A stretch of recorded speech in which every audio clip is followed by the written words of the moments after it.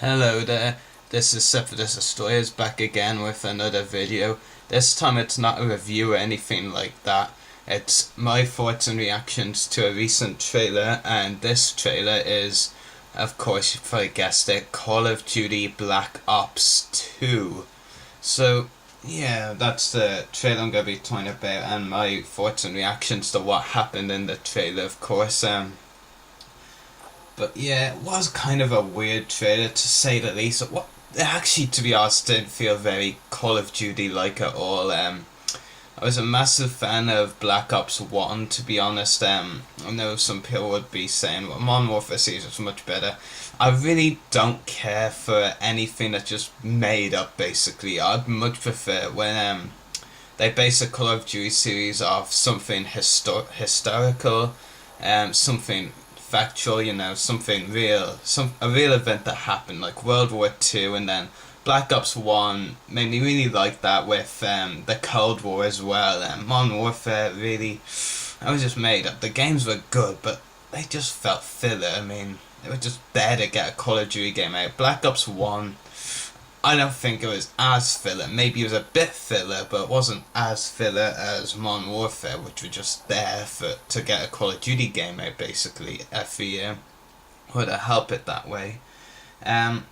So really, I was disappointed in the trailer to find this out.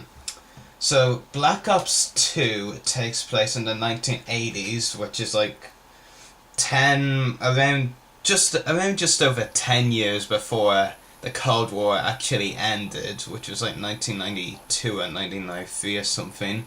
And that's for the first third of the game. It takes place in the 1980s.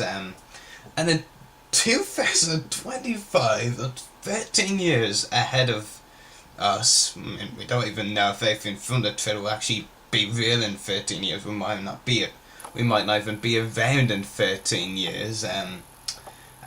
2025 for the final 2/3 of the game. Really, I just think that's pretty stupid. It's a Black Ops 2, which I don't think it follows the Black Ops storyline and what was originally the point of Black Ops, that series. The original point was to give us a look at another historical war, the Cold War, and now they're just going even beyond Modern Warfare series. It's kind of ridiculous, has to be said. I mean, like, don't get me wrong, the robots and new technology and all that they put into the game were cool. I mean, the robots looked detailed amazingly, but do we really know this enough real working robots killing people in 13 years? I mean, it's kind of pretty unlikely, to be honest with you. And really, that just doesn't impress me. One thing that does kind of impress me, though, is that the campaign will have multiple endings. I mean, I love that in World at War, where you have to make a choice between saving Polonsky or Roebuck. You have to choose to save one of them and the other dies. So, multiple endings. I think that will be really cool to see. Most of the game apparently indicated by the trailer appears to be set in a war-torn Los Angeles. Different from New York, I guess, because after all, New York took a hell of a beating in Modern Warfare 3. And nothing, of course, and really, this was one only things that really got me into the trailer straight away. Frank Woods is back. I mean, now the haters that say, oh, Frank Woods is dead, who cares about this file, whatever, saying he's a prisoner or something. He's alive, as clearly seen in the trailer. I mean, very old now. Probably the Woods we see from most of the trailer is what he looks like in 2025. So yeah, one of the things that really I liked most about the trailer, because I've gone into a quotes person myself, was all the dialogue Woods had. There was some epic quotes there. Whoever voice actor plays Woods, whoever prior voice actor, I think, did an amazing job with the voice. It was already an awesome voice for Woods in Black Ops 1, but the voice 10 times better, at least in the trailer, has to be said. And then there's gonna be Alex Mason's son as the protagonist of the game, or who is assumed to be the protagonist. D. Mason, his first name begins with D, obviously, just we don't know where. So, be interesting to see Alex Mason's son. But yeah, a new character who is known as Harper is also present in the game. I wonder if he'll be a playable character as well, because why would they reveal something so early about the character like his name if he's not going to be important to the whole story? That would just be kind of pointless. And a lot of characters from Black Ops will be returning as playable characters. Please let one of them be Woods at some point. And Reznov, it was really cool getting to play as Reznov in Project Nova. And Alex Mason will definitely be playable again, so that's kind of pretty cool. But yeah, I am looking forward to this game. I'm not so sure if I'm going to buy it, but it'll be interesting to see more development on what's going to happen. I mean, it looks at times in the trailer that not only do we get the old Woods, but that we also see Woods kind of like what he looked like in Black Ops 1, a bit dirtier with like changes to him, but does look like young Woods or young-ish Woods from Black Ops 1 is there.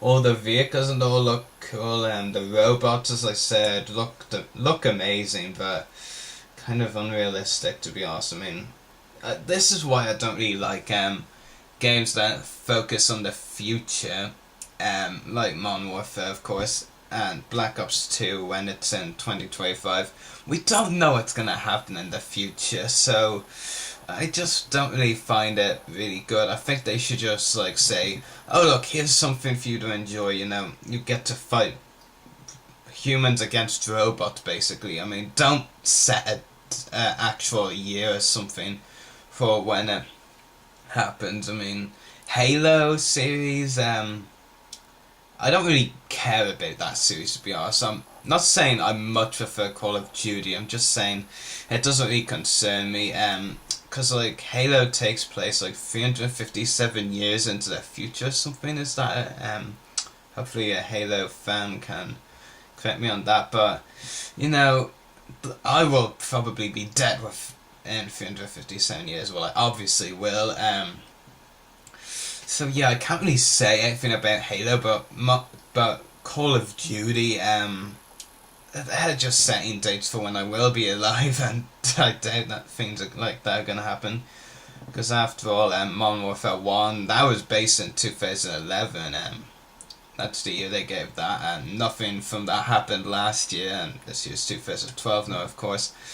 So really, I just find it unrealistic. I mean, if they're going over factual events, I much prefer. I do agree with people that say Call of Duty games shouldn't be released every year, because it just kind of feels like at times that they don't put much effort into the game and just throw it there. This one especially, to be honest, it's like the writers ran out of ideas and said, screw it, let's go into the future and just write some random crap and all that. And that's kind of what it feels like, to be honest, from a perspective of a Call of Duty fan. Not a massive fanboy. I'm not really a massive fanboy of any video game series, to be honest, but it just kind of feels filler and silly and all that. One thing I did like that was still filler though was riding on the horses. That looked pretty interesting, especially as you get to actually ride one at one point. That looked kind of cool.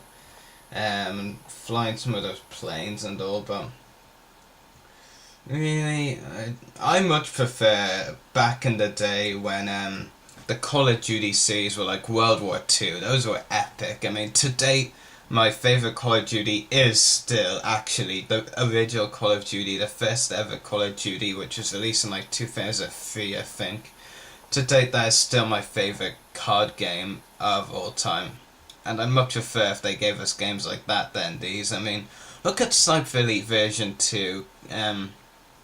They worked many years on that ever since the first Sniper Elite came out, and look how epic it is now. I mean, the detail and CGI is amazing, the sniper movements and all, and what happens when you get shot, of course, or, well, when you shoot someone, I should say. It just detailed amazingly. It feels right like you're in the heat of the action. Call of Duty kinda doesn't give you that effect, to be honest. Modern Warfare, got that in my brain. Medal of Honor doesn't really give you that feel either much. But Sniper Elite V2 really feels like you're actually in a full-scale battle. Full-scale battle. You know, actually in the middle of what would happen if, like, I was in a war right now. Well, as a soldier right now shooting and I get shot. What if I got shot? What would happen to me is like when you shoot an enemy in Sniper Elite V2, you know, my bones would probably break and all. At least now. But Call of Duty and Medal of Honor and their games just don't really do that, to be honest. It would be much better if they did, because otherwise it kind of feels silly, I guess. Just looking up some Black Ops 2 stuff now, and they've added in another main antagonist, Raul Menendez.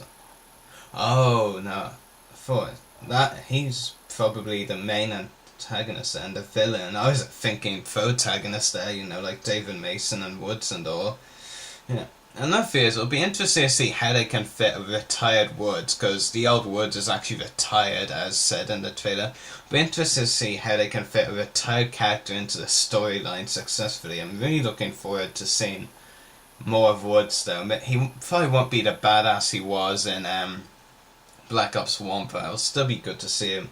And I hope we get more development on the Reznov story, because, I mean, with all those emails and all that you can unlock in Black Ops 1, apparently he's alive, so hopefully there'll be more news on that. And also, actually, the news of that thing that came up a while after Black Ops 1, you know, the thing about them wanting Mason, Hudson and Weaver all executed or killed, so hopefully they'll develop more on those stories. If they don't, I'll be pretty disappointed. I mean, if only 1/3 of the game actually being focused on the Cold War, it may be unlikely, but you can always hope, to be honest. There's another couple of Black Ops pages here. Nelson is a sidekick of David Mason, who's one of the main protagonists. Really that specific.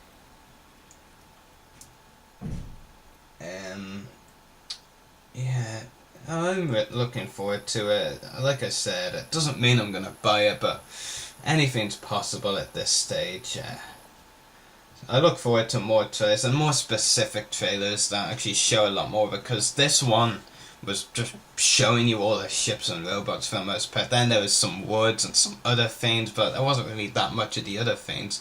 But I have to say, I really liked the dialogue Woods in the trailer. The dialogue was epic, and really these days, that's one of the things I look out for, good dialogue. So I was pretty happy with the dialogue in the trailer. It was really good. And I hope you've enjoyed this video. And leave a comment below if you're looking forward to Black Ops 2 or not. So anyway, see ya.